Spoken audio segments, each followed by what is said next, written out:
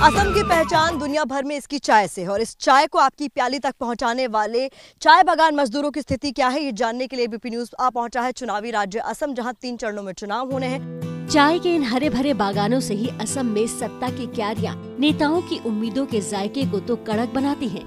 यही वजह है कि चुनाव प्रचार के लिए आई कांग्रेस महासचिव प्रियंका गांधी यहाँ के बागानों में चाय चुनती हैं। तो प्रधानमंत्री मोदी के प्रचार में चाय की चर्चा होती है।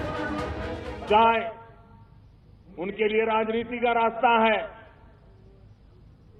चाय पर राजनीति करने की उनकी आदत है, लेकिन ये न भूले चाय जनजाति के साथियों और इस जनजाति से निकली महान विभूतियों को मान सम्मान और स्वाभिमान का जीवन देने के लिए एनडीए प्रतिबद्ध है, भारतीय जनता पार्टी प्रतिबद्ध है। लेकिन जो नेताओं के लिए सत्ता की प्याली सजाते हैं, उनके हालात कैसे हैं? उनकी जिंदगी में कितनी मिठास या कड़वाहट सियासत की वजह से खुलती है? इसी पड़ताल में छिपी है असम की सत्ता की चाबी।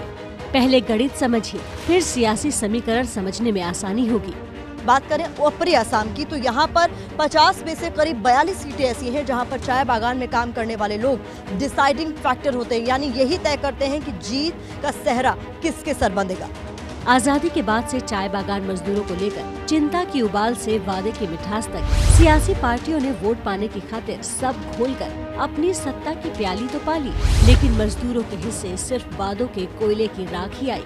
एबीपी न्यूज संवाददाता प्रतिमा मिश्रा ने चाय बागान से लेकर इन मजदूरों के घर तक का सफर तय किया, ताकि ये पता लग सके कि क्या बदला है, क्या बदलना है, किन वादों पर रीझ जाने का अफसोस है और अब किन वादों पर भरोसा है। बागान से लेकर बाड़ी तक एक ही शिकायत है कि बीजेपी ने मजदूरी नहीं बढ़ाई, जबकि इसी वादे के रथ पर उसने असम की सत्ता पाई।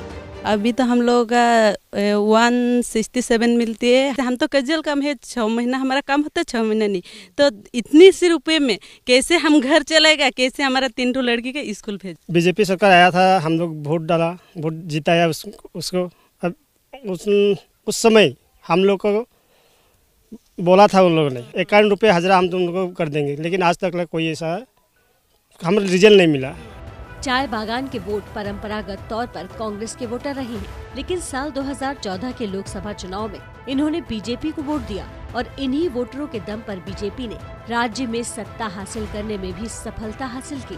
भाजपा ने हर तरीके से चाय जनगोष्ठीय लोगों के भीतर, चाहे श्रमों के भीतर अपनी पैठ बनाई है, चाहे वो किसी तरीके से हो। और वह पैठ अब कांग्रेस के वोट बैंक कहलाने वाले चाय श्रमिकों का वोट बैंक भाजपा में तब्दील हो गया। प्रतिमा मिश्रा अपनी इसी चाय यात्रा में जब इन मजदूरों के घर पहुंची तो हर तरफ सियासी अनदेखी की दास्तान पसरी हुई थी।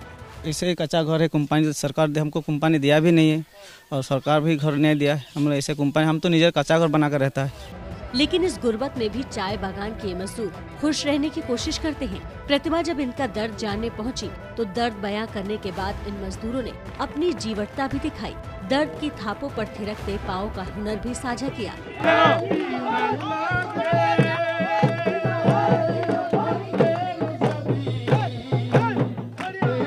चाय श्रमिक जो हैं वह एक संतोषी व्यक्ति है, जितना मिल गया काफी है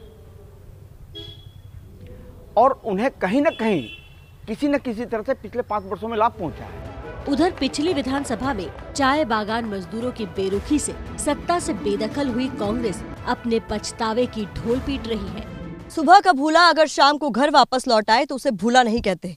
कांग्रेस चाय बागान मजदूरों के बीच कुछ इसी तर्ज पर अपने लिए वोट की मांग कर रही है। सवाल यह है कि वोटर्स कांग्रेस पर कितना विश्वास जताएंगे। हमारी जो गलतियां हैं उनसे भी हमको सीखना है। अगर पहले गलती की है तो गलती से हम लोग सुधार भी रहे हैं। तो अभी हमको अगर मौका मिलता है तो 365 रुपया हर श्रमिक को मिलना बिल्कुल संभव है। कांग्रेस ने अपने घोषणा पत्र में वादा किया है कि सरकार बनने के 6 घंटे के अंदर मजदूरी बढ़ाकर 365 रुपए कर देंगे। हालांकि बीजेपी इस वादे को झूठ बता रही है। का मंजूरी भी जो भी वेज है उसको हमने 80 रुपीज तक बढ़ा दिया। कांग्रेस ने 7 साल राज किया, उन्होंने ये नहीं कम नहीं कर पाया। लेकिन अभी राहुल जी ने जो वादा किया है ना, ये झूठा वादा है। कितना झूठा वादा किया, ऐसा लोगों को ऐसे अपमान नहीं करना चाहिए। चाय बागानों के इन मजदूरों के हिस्से में अभी तक कोरे वादों की पत्ती में उबली चाय ही आई है, जो देखने में चमकदार लगती है लेकिन पीने में बेस्वाद है। असम में चाय इस बार किसका मूड बनाएगी, ये बड़ा सवाल है। प्रधानमंत्री मोदी जब भी यहाँ आए लोगों को ये बात जरूर याद दिलाई कि वो भी खुद एक चाय वाले हैं। लेकिन इस बार कांग्रेस ने चाय बागान के मजदूरों का मुद्दा उठाते हुए कहा कि बीजेपी ने अपने वादों को पूरा नहीं किया और अगर कांग्रेस सत्ता में आती है तो सरकार बनने के 6 घंटे के अंदर चाय बागान में काम करने वाले मजदूरों की मजदूरी को 365 रुपए कर दिया जाएगा। न पाबंदी हो न कोई हद हो तो बस खुद बनाई सरहद हो। ये मुहिम है परतों में छिपे हर सच की तलाश की, सियासत पर रखी पैनी नजर और आंख की, खबरों की दुनिया में एक जिम्मेदार आवाज की, जुर्म और जुल्म के खिलाफ हर बेबस के लिए इंसाफ की। जब कोई हद नहीं इंसानियत के लिए जज्बात की, जब कोई हद नहीं खुशियों और ख्वाब की, तब कोई हद क्यों हो नए नजरिए और बदलाव की। तोड़ के हदों के ताले नए सपनों को पाले, बांधे सबको एक धागे, आपको रखे आगे। ABP news.